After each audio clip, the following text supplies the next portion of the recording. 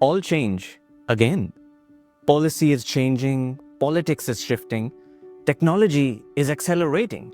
And when all these forces move at once, markets stop moving together. That's the backdrop of our spring outlook, opportunity in dispersion. Broad beta leadership is fading and returns are spreading out. The challenge now is to be selective. In commodities, we may be late cycle, but not late opportunity. Economic growth has slowed, but remains positive, and historically that backdrop has proved supportive for commodities, especially when supply is tight. Gold increasingly behaves as a strategic reserve asset in a world of fiscal strain and geopolitical tension. Silver reflects the same trend with greater sensitivity. In industrial metals, copper stands out. We have electrification, grid upgrades, electric vehicles, data centers, all structural sources of demand at a time when supply is fragile. Oil is a bit more balanced, higher inventories and steady increases in supply could limit upside. So you see there is dispersion here. And for us, the stronger structural story remains metals.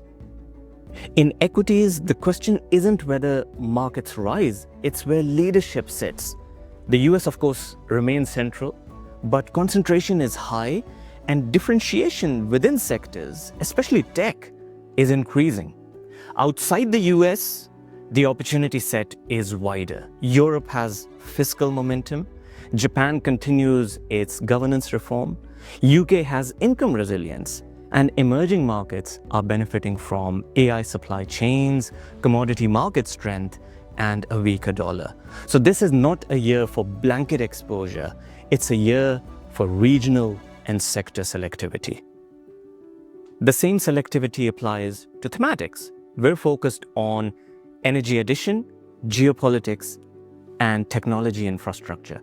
Energy needs are rising fast, but supply remains tight. And that supports strategic metals, rare earths, and nuclear energy. Defense spending is structurally higher, particularly in Europe and parts of Asia.